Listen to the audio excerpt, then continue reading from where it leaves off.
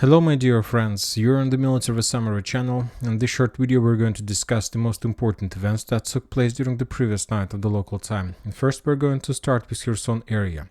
The Russian sources reported, to be more precise, the Rybar, the Russian military blogger, reported that as a result of clashes and as a result of special Ukrainian operation, the Ukrainians managed to establish control over almost the entire islands between Khersunka, Dnipryane, Kazatsky, Mykolaiv, Lvova. I have already updated the map showing that most of the islands in this area are already under Ukrainian control. Currently, the Ukrainians try to concentrate their forces in this area with the purpose to cross the river and to attack in direction of the settlements like Khersunka, in direction of the settlement Dnipryane and Novokakhovka.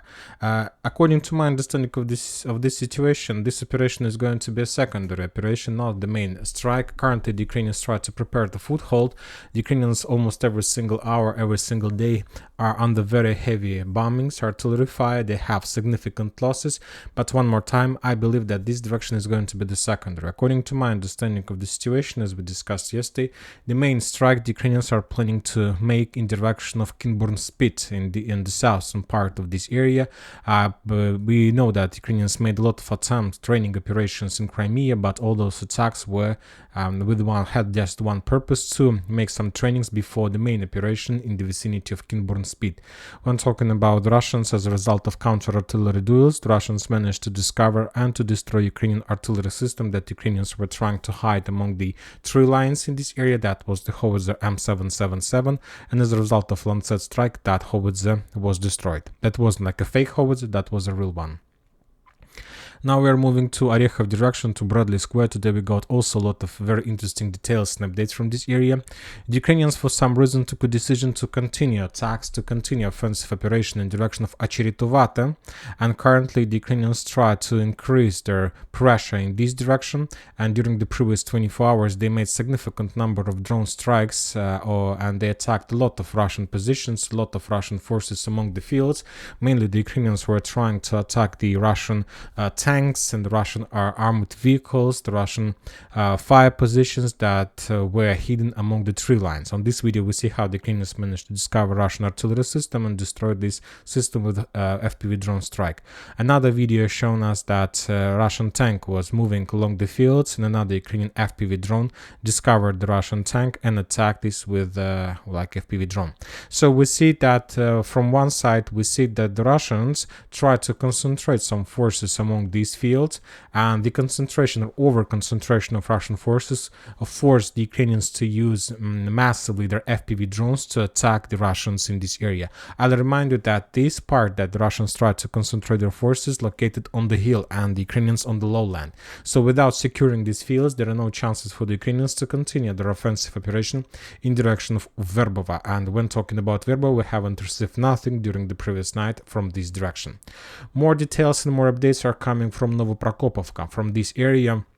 The Russian sources and the Ukrainian sources published significant number of videos, and according to all those geolocated videos, the Russians launched a series of counterattacks in this area while the Ukrainians focused on the fields between Novoprokopovka and Verbov. And as a result of those strikes, as I understand, that was local operational strikes. As a result of those strikes, the Russians managed to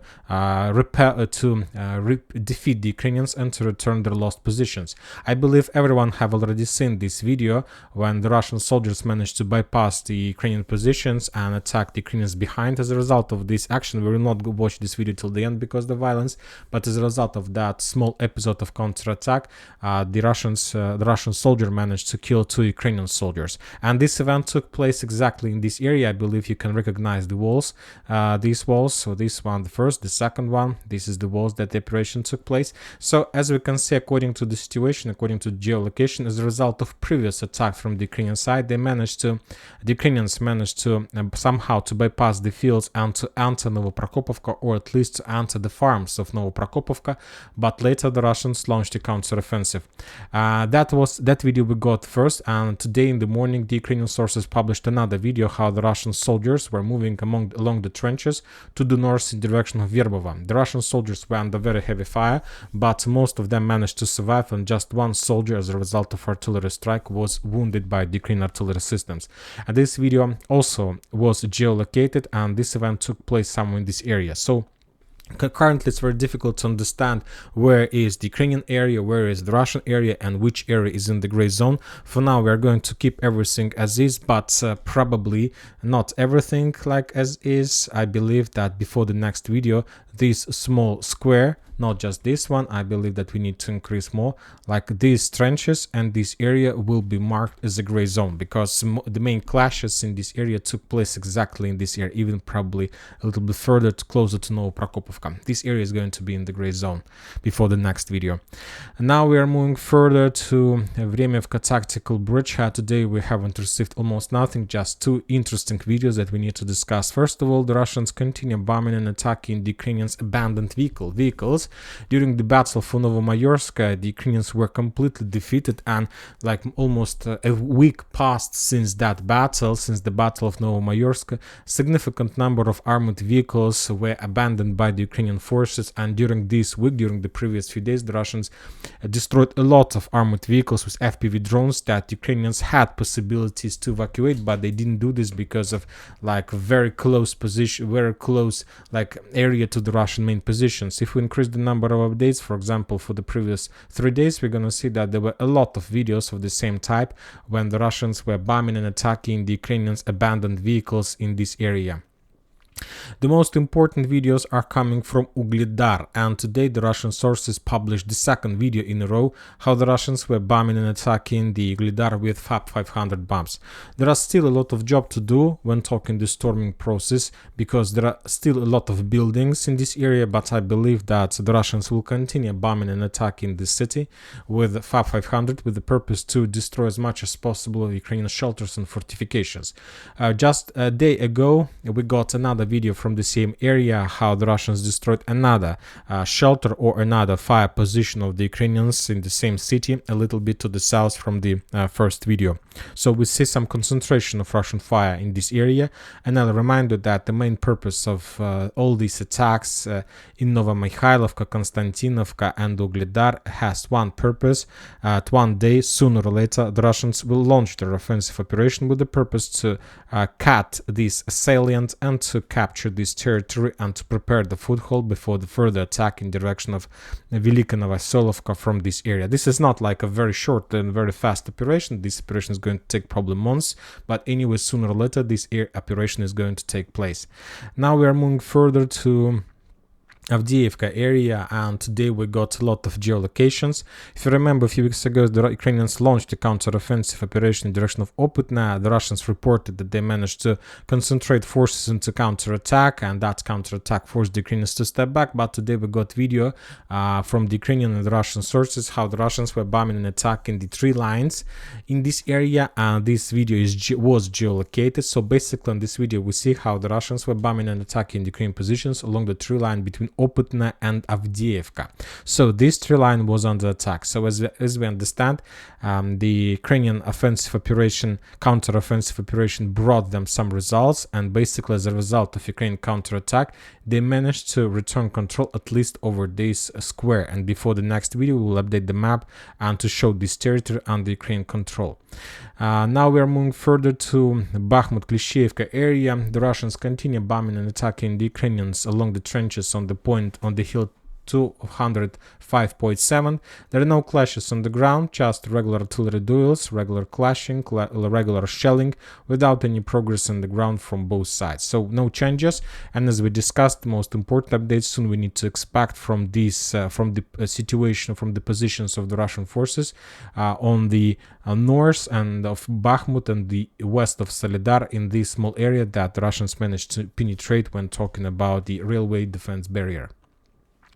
Very interesting videos are coming from Kupiansk front line. Today the Russian sources published the video of evacuation of significant number of armored vehicles that were damaged or even destroyed during the special military operation. The Russians collected significant number, and currently all these armored vehicles are heading to the repairing centers, service centers, where they will be repaired and then returned back to the combat line. So this is like the entire process that was established on the rails, and the Russians, it's like it's in a big, very big, like part of military part of Russian Federation.